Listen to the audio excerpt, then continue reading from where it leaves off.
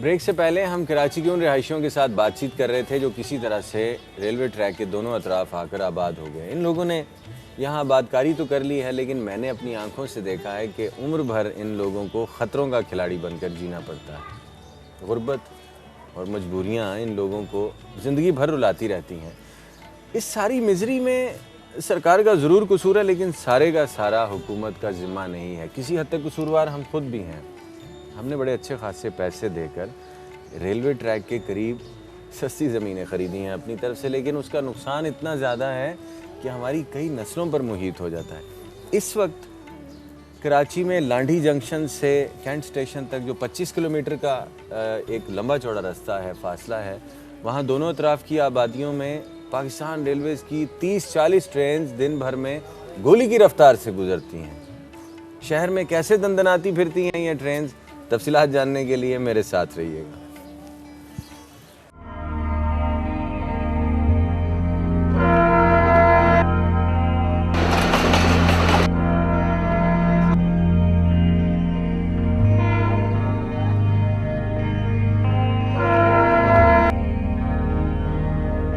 कराची शहर में 29 kilometre railway track के दोनों अतराफ आबाद लोगों की अजियतों बारे सच का सफर जारी है।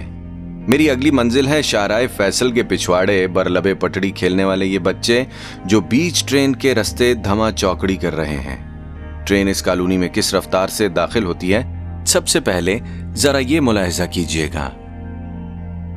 यहाँ पे सारे गरीब लोग रहते हैं, ये जितने भी हैं सब किराए के मकान में रह रहे हैं।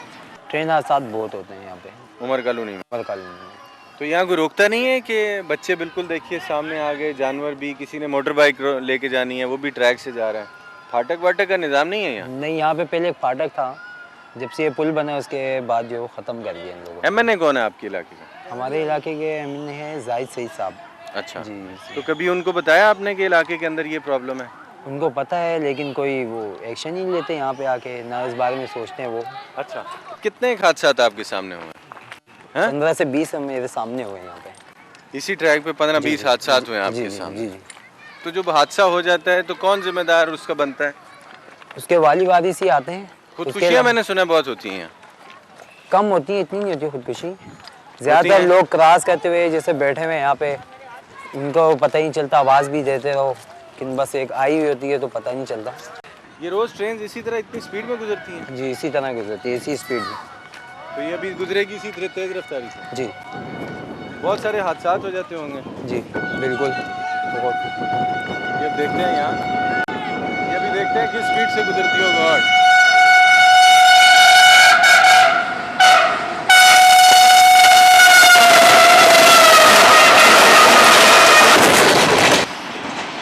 यार ये तो तूफान गुजरे कि ट्रेन गुजरी है? ये तो अभी कुछ भी नहीं है। जब कभी यानी सुबह में जो है बहुत तेज़ जाती है यहाँ से गाड़ी, बहुत तेज़। कोई 100 की स्पीड से जा रही थी आपकी आबादी? बिल्कुल, है ना?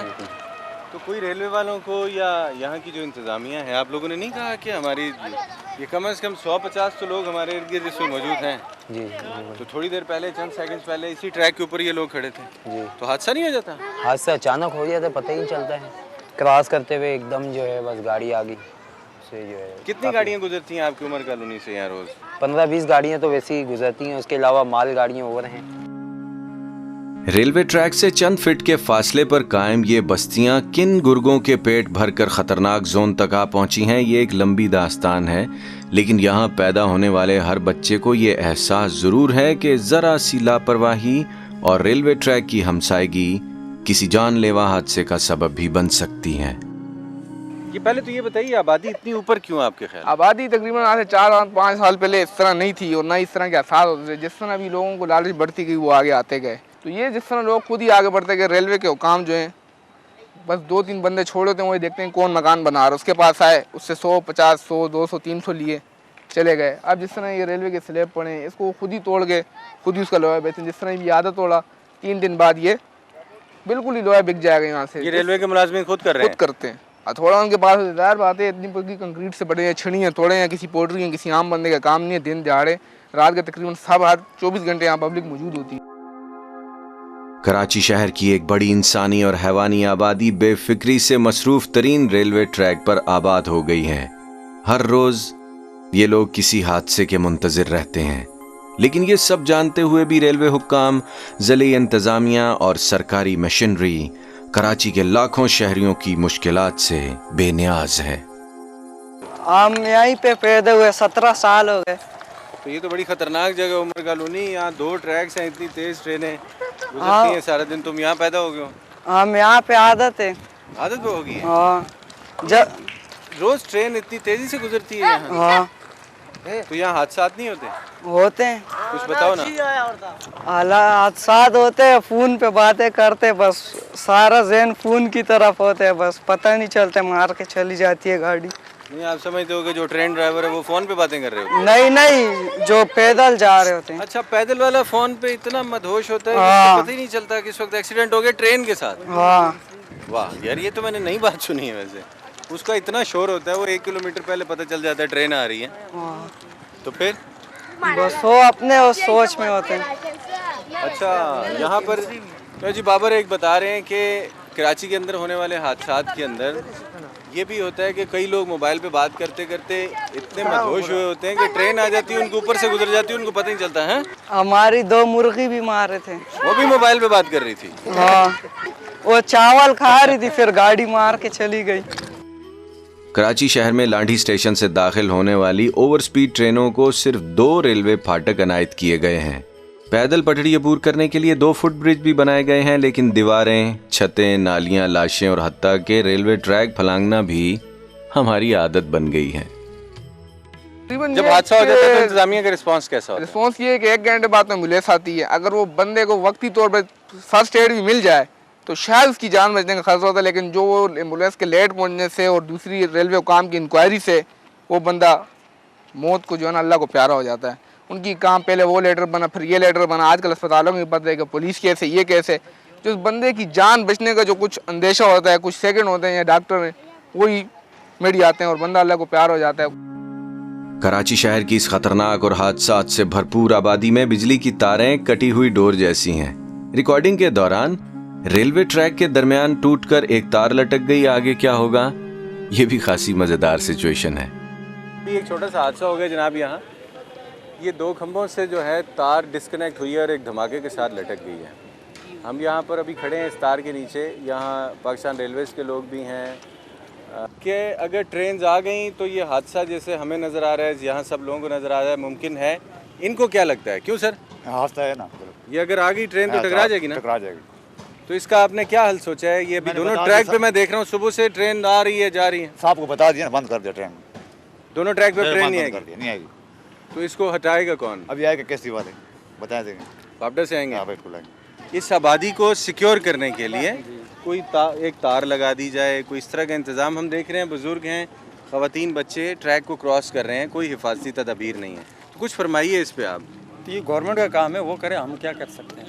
आप खुद पाकिस्तान रेलवेज़ में? जी, रेलवे में। कभी आपने इस चीज़ को फील करके उनसे बात की? खुद उन्हें पता है, आते जाते देखते रहते हैं, सबको पता है, पूरी हुकूमत को पता है। जाहिर है ट्रैक तो चल के नहीं गया आबादी के पास, आबादी आई। खुद आई, लोग खुद बढ़ के आए हैं। तो पाकिस्तान रेलवेज़ या इंतज़ामिया ने रोका क्यों नहीं? मैं आपसे ये इस वक्त सवाल पाकिस्तानी पूछ रहा हूँ। रोकने को तो रोकते हैं, कुछ बस ऊपर अपनी मर्जी से लोग बढ़ जाते हैं, क्या करें, उनको मार तो नहीं सकते। बलोच कॉलोनी के नीचे रेलवे ट्रैक पर इस वक्त दोनों अतराफ की ट्रेनें रुक चुकी हैं। 24 मिनट गुजर चुके हैं। कराची इलेक्ट्रिक सप्लाई कॉरपोरेशन का अमला हमेशा की तरह गलियों में न जाने कहां खोसा गया है।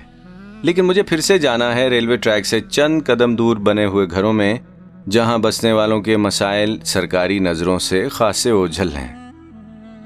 कम से कम 10 कैंट से लेकर यहाँ तक कम से कम 5-6 किलोमीटर का ट्रैक बिछा हुआ है ये। यहाँ पर उसके आगे आबादी के थोड़ा सा ब्रेक है, क्योंकि छावनी का इलाका है। मलीर तक थोड़ा सा ब्रेक है। यहाँ तक इनको कम से कम 10 फुट बहुत कम ही हो जाएगी आज साथ में। कितने फाटक है 5-6 किलोमीटर के इस ट्रैक में? 5-6 नहीं, आप उसको वो ज़्यादा बोलें तो ज़्यादा बेहतर है। कितने किलोमीटर है? कम से कम कैंट टू मलीर जो है, कैंट टू मलीर जो है ये तकरीबन 16-18 किलोमीटर है। इसमें कोई फाटक नहीं है। फाटक अगर आपको मिलता है तो एक चनेसर हाल्ट है, उसके बाद अगर आपको मिलेगा तो डिग रोड के पास मिलेगा आपको। कारसाज वगैरह तकरीबन जी इतना, इसमें भी कोई फाटक नहीं है। दोनों तरफ रेलगाड़ियों की आमदो रफ्त बहाल हुई। चीखती चिंगाड़ती काली भजंग ट्रेनें एक बार फिर से खतरे की घंटियां बजाने लगी हैं। लेकिन मुझे जानना है कि इस कॉलोनी में रेलवे अराजी पर नाजायज कब्जा किसकी मिली भगत से हो रहा है और सरकार चुप क्यों है। ये रोज़गार की वजह से लोग यहाँ पर आए हुए हैं बहुत ज़्यादा, तो क्योंकि अंदर तो जगह है नहीं, बहुत महंगी है वो जगह, तो यहाँ पर ये सारे गैर कानूनी तौर पे हैं ज़्यादातर। रेलवे के बमुश्किल 20 या 25 मकान हैं जो रेलवे के एम्प्लॉइज़ के हैं, वहाँ उस तरफ है, वो रोड के उस तरफ। बाकी जितनी भी आपको आबादी नज़र आ रही है ना, अनथराइज है, कच्ची आबादी की अथॉरिटी के अंदर इसका नाम है जो भी दर्ज है। तो इनको रोकता कोई नहीं है आबादी बनाने से यहाँ? तो कौन रोकेगा, मतलब सब मिली भगत है, सारे इदारों में मिली भगत है, सारी ये में इंक्रोचमेंट हुई हुई है, सब कुछ हुआ हुआ। देखें पीछे प्लाजे भी आपको नज़र आ रहे हैं, उसके आगे ये आबादी है यहाँ तक, ट्रैक तक। हालांकि ये रेलवे की ज़मीन है, अगर कभी रेलवे को एक और ट्रैक बिछाना होगा तो वो कहाँ बिछाएगी।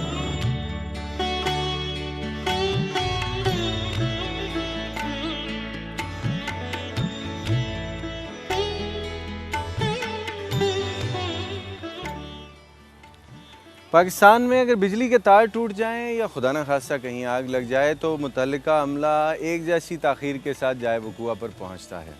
56 घंटे की सरतोड़ कोशिश के बाद बलोच कॉलोनी के पुल के नीचे KESC के अमले ने एक तार जोड़ने का जो शानदार मुजाहरा किया और रेलवे ट्रैफिक को बहाल करने का जो कारनामा सर अंजाम दिया, वो मुझे तो कम से कम उम्र भर याद रहेगा। इस तरह के बहुत सारे मामलात और बहुत सारे शाहकार कारनामे पाकिस्तान के मुख्तलिफ़ इदारों के ज़िम्मे आते हैं, लेकिन पाकिस्तान रेलवेज़ के ट्रैक के दोनों अतराफ़ कराची में जो आबादियां हैं उनको आबाद करने में कब्ज़ा माफिया का बड़ा हाथ है। और बदकिस्मती के साथ कहना पड़ता है कि कराची की मैक्सिमम ज़मीनों पर कब्ज़ा करने का एक मखसूस गिरोह ने, जो कि नाजायज़ तजावज़ात भी करता है शहर भर में, उन्होंने कराची की ज़मीनों को ग्रैब करने का एक ख्वाब देख लिया है जिसकी ताबीर खासी घिनौनी है। और बदकिस्मती की बात है कि सारे बलवे में महकमा पुलिस, पाकिस्तान रेलवेज़ और ख़ासी भारी भरकम शख्सियात मुलव्वस हैं।